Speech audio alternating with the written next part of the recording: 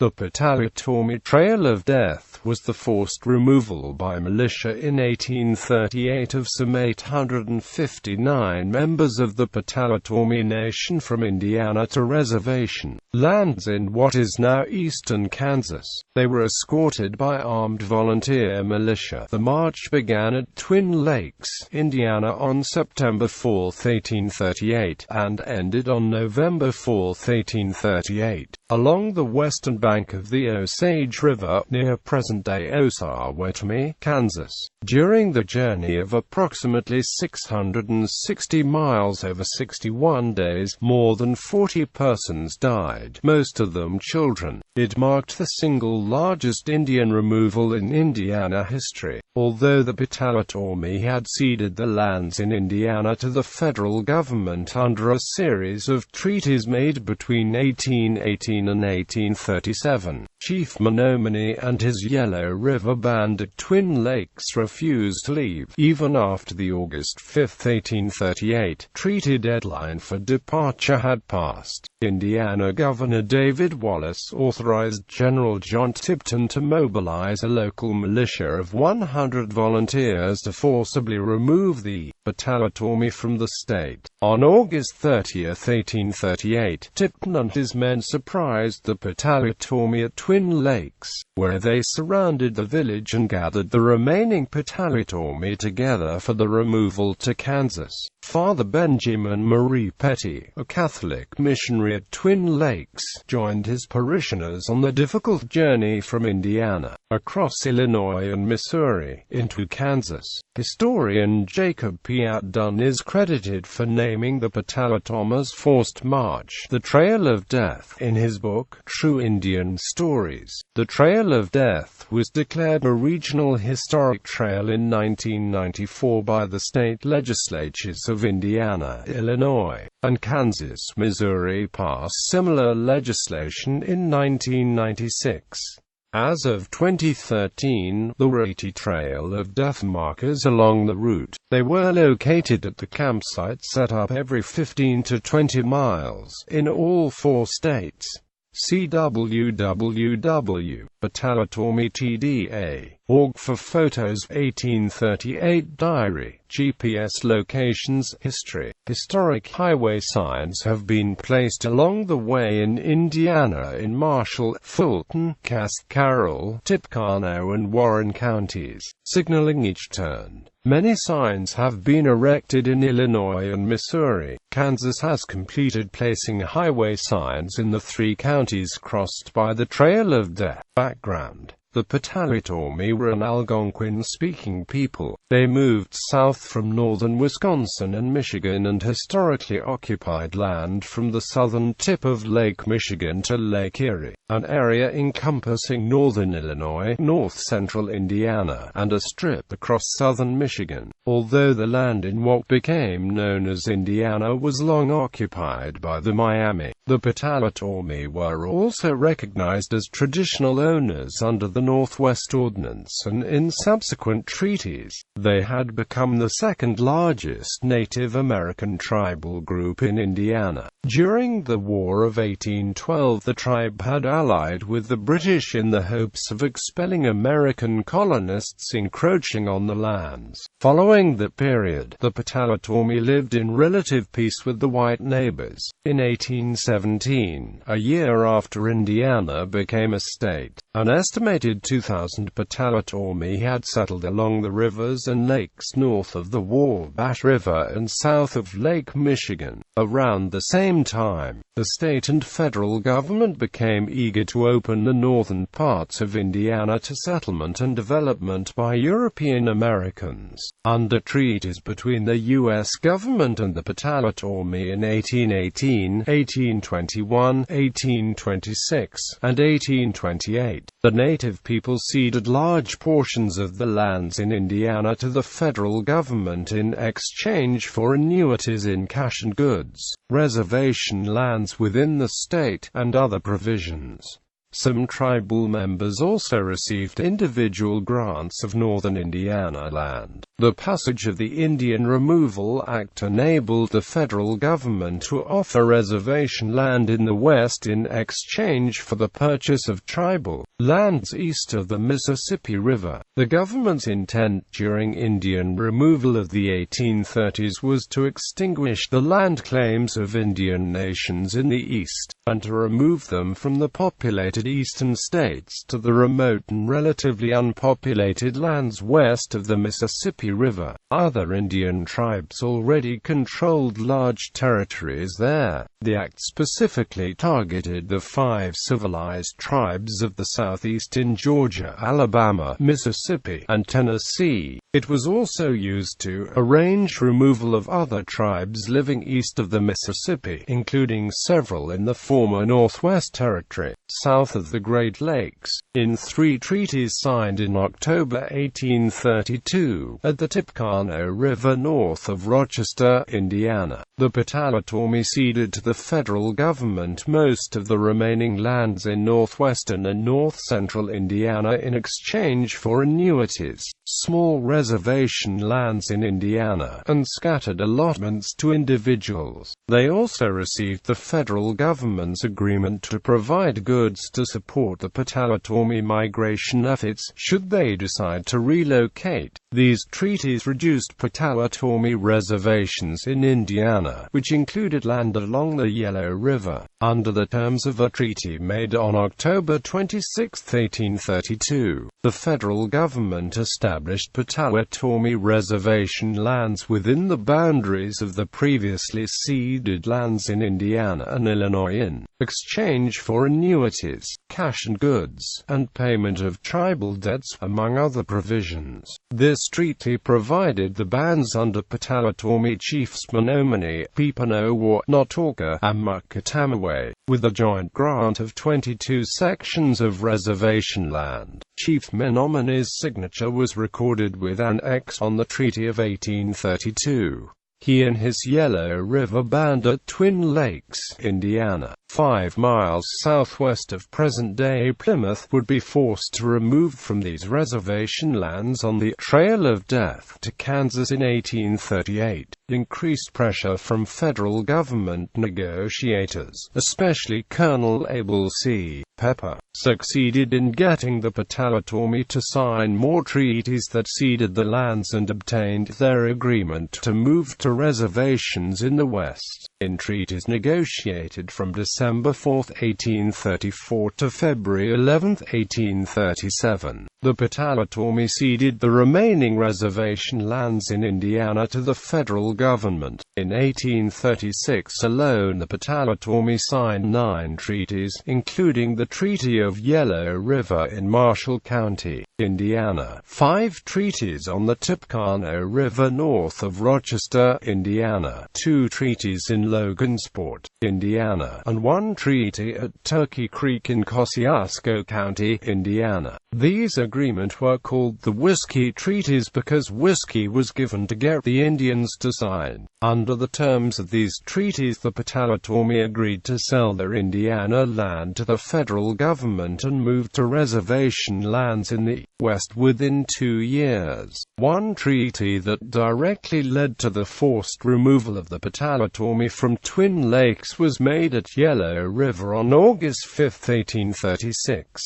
Under its terms, the Potawatomi ceded the Menominee Reserve, established under an 1832 treaty, to the federal government and agreed to remove west of the Mississippi River within 2 years. In exchange, the Potawatomi would receive $14,080 for the sale of the 14,080 acres of Indiana reservation lands. After payment of tribal debts were deducted from the proceeds, Chief Menominee and 17 of the Yellow River Band refused to take part in the negotiations and did not recognize the treaty's authority over the land. In a petition dated November 4, 1837, Chief Menominee and other Potawatomi submitted a formal protest to General John Tipton. The chiefs claimed that the signatures on the August 5, 1836, treaty had been forged and the names of other individuals who did not represent the tribe had been added. There is no record of a reply to the petition. They sent additional petitions to President Martin Van Buren and Secretary of War Louis Cass in 1836 and 1837, but the federal government refused to change its position.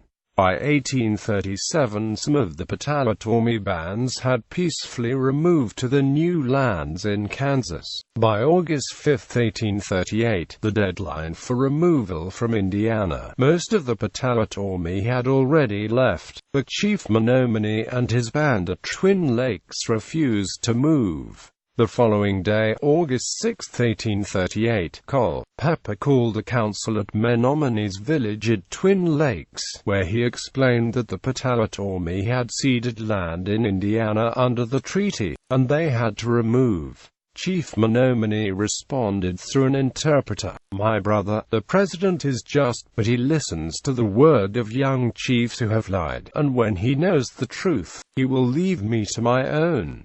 I have not sold my lands.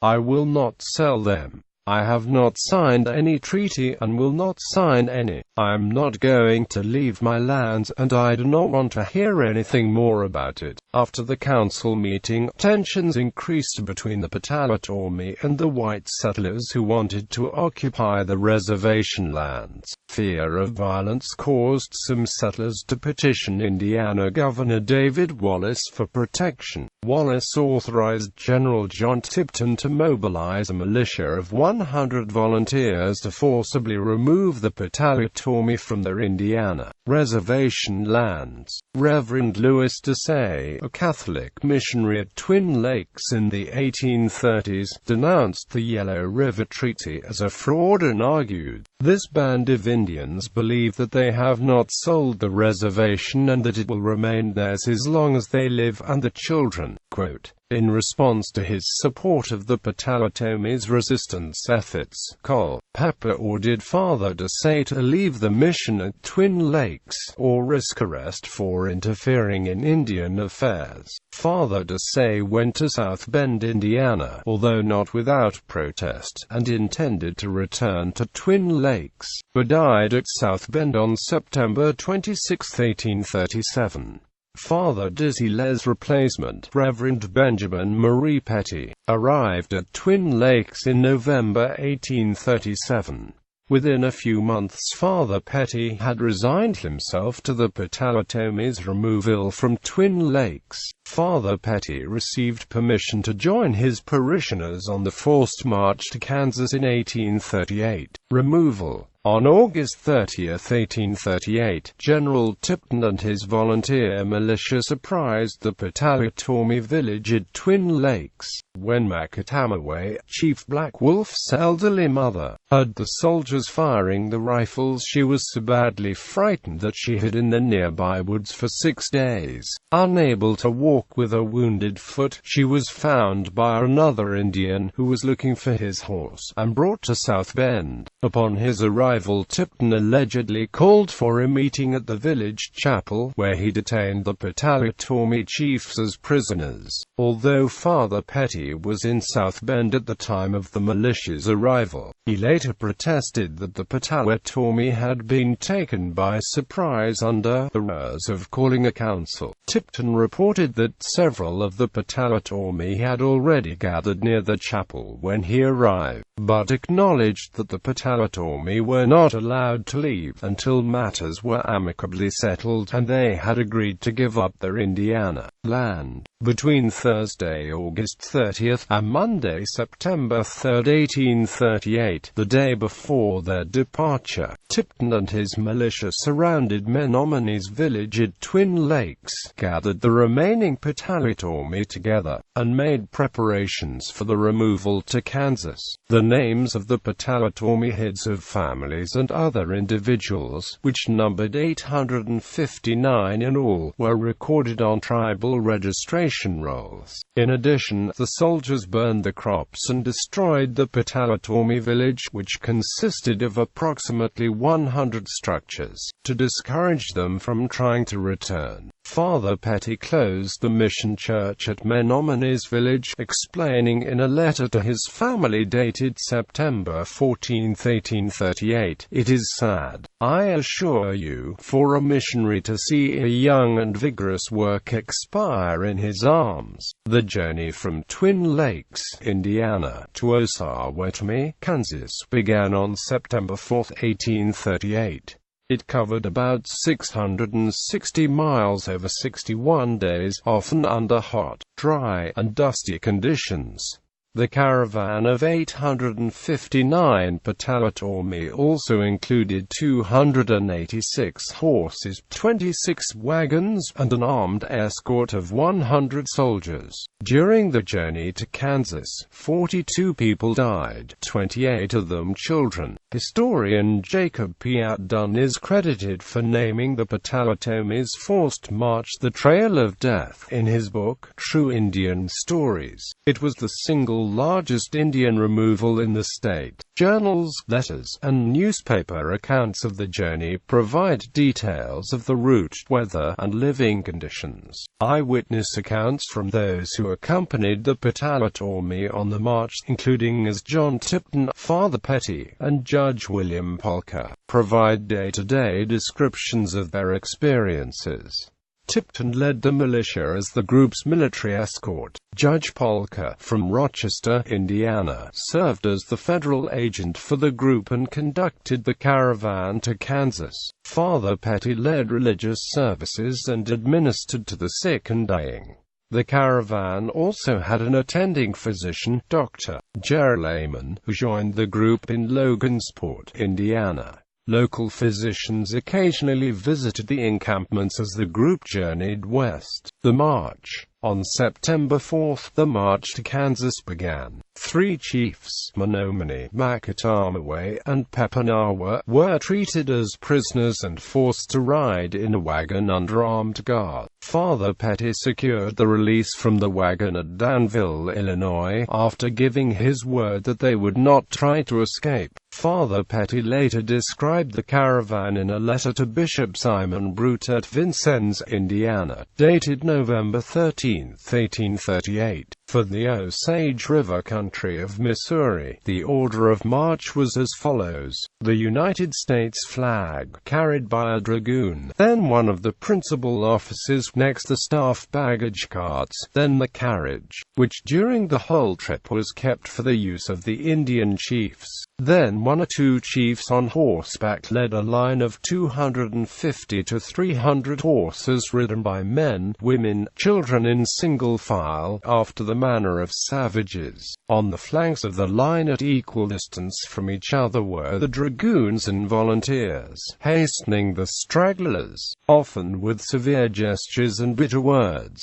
After this cavalry came a file of 40 baggage wagons filled with luggage and Indians. The sick were lying in them, rudely jolted, under a canvas which, far from protecting them from the dust and heat, only deprived them of air, for they were as if buried under this burning canopy. Several died thus. On the first day, September 4, 1838, the group traveled 21 miles and camped at Chippewa Village on the Tippecanoe River, 2 miles north of Rochester. They camped from William Polk's house to his trading post on the Tippecanoe River, a mile long of campfires. The second day they left 51 sick persons at Chippewa. They marched single file down Rochester's main street, at gunpoint. 10-year-old William Ward followed them to a mile south of Rochester, wishing to go west with his little friends, but his mother caught up with him and took him home. They reached Mud Creek in Fulton County, where 1 infant died, the caravan's first casualty. By the third day, September 6, they reached Logansport, Indiana, where the encampment was described as a scene of desolation. On all sides were the sick and dying. The group remained at Logansport until September 9. About 50 of the sick and elderly and the caregivers were left at Logansport to recover. Most of them were well enough to rejoin the group within a few days. During this part of the journey, the group traveled along the Michigan Road on land the tribe had ceded to the federal government for its construction in 1826. On September 10, the march resumed from Logansport and continued along the north side of the Wabash River, passing through present-day Pittsburgh, Battle Ground, and Lafayette to reach Williamsport, Indiana, on September 14. 2 or more deaths occurring nearly every day. The last encampment in Indiana was along an unhealthy and filthy-looking stream near the Indiana-Illinois state line. On September 16, the caravan crossed into Illinois and camped at Danville, where 4 more Potawatomi died and were buried. Father Petty joined the caravan at Danville and traveled with the Potawatomi to Kansas, tending to the sick and the religious needs of the group. According to Tipton's written comments, Father Petty produced a very favorable change in the morals and industry of the Indians. Father Petty described his arrival at the camp in his journal. On Sunday, September 16, I came in sight of my Christians under a burning noonday sun, amidst clouds of dust, marching in a line, surrounded by soldiers who were hurrying the steps.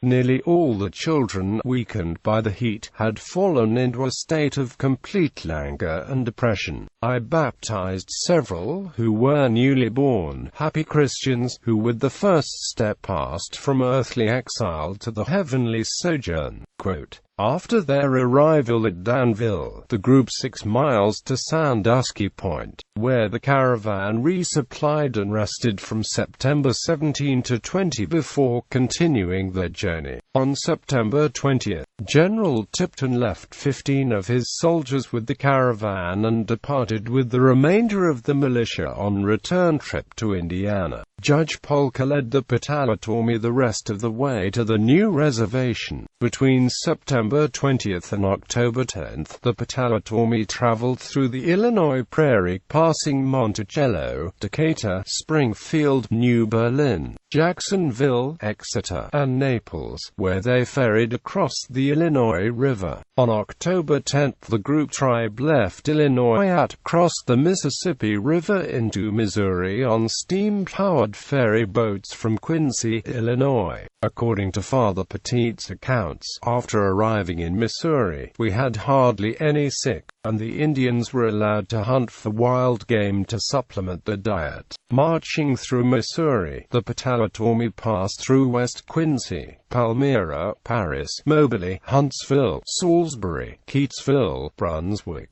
DeWitt, Carrollton, and Richmond, Missouri. At Lexington they crossed the Missouri River and continued on to Wellington, Napoleon, near Buckner and Lake City, Independence, and Grandview. On November 2, the group crossed the North Fork of the Blue River into Kansas and camped at Oak Grove. On November 3, they reached Bull Creek, near Bulltown. The group reached the end of their journey on the western bank of the Osage River at Osawatomie, Kansas, on November 4, 1838. After having traveled 660 miles, the Potawatomi were placed under the supervision of the local Indian agent and Reverend Christian Herken. Of the 859 who began the journey, 756 Potawatomi survived. 42 were recorded as having died, the remainder escaped. Judge Polka and the soldiers who accompanied the Potawatomi to Kansas began the return trip to Indiana on November 7 to 8, 1838. Father Petty, who severely weakened from the arduous journey, began his return trip to Indiana on January 2, 1839. Too ill to continue his trip home, he died at St. Louis, Missouri, on February 10, 1839, at the age of 27, in part exhausted by the rigors of the journey. The Potawatomi of the Woods, or Mission Band, remained in eastern Kansas for 10 years. In March 1839, they moved about 20 miles south to Sugar Creek Mission in Lynn County, Kansas. In 1840, more Potawatomi from Indiana arrived to settle on the Kansas reservation. The following year, on April 15, 1841, Chief Menominee died and was buried in Kansas. He never returned to Indiana. In 1848, the Osawatomie moved further west to St. Mary's, Kansas, 140 miles northwest of Sugar Creek, where they remained until the Civil War. In 1861, the Potawatomi of the Woods Mission Band were offered a new treaty which gave them land in Oklahoma. Those who signed this treaty became citizen band Potawatomi because they were given U.S. citizenship. The headquarters today is at Shawnee, Oklahoma. After the Civil War, the Potawatomi scattered. Many of them moved to other reservations in Kansas and Oklahoma. A reservation for the Prairie Band Potawatomi is located at Marietta, Kansas. The state of Kansas named a Potawatomi County, Kansas, in honor of the tribe. Not all the Potawatomi from Indiana removed to the western United States. Some remained in the east, while others fled to Michigan, where they became part of the Huron and Pokagon Potawatomi bands. A small group joined an estimated 2,500 Potawatomi in Canada.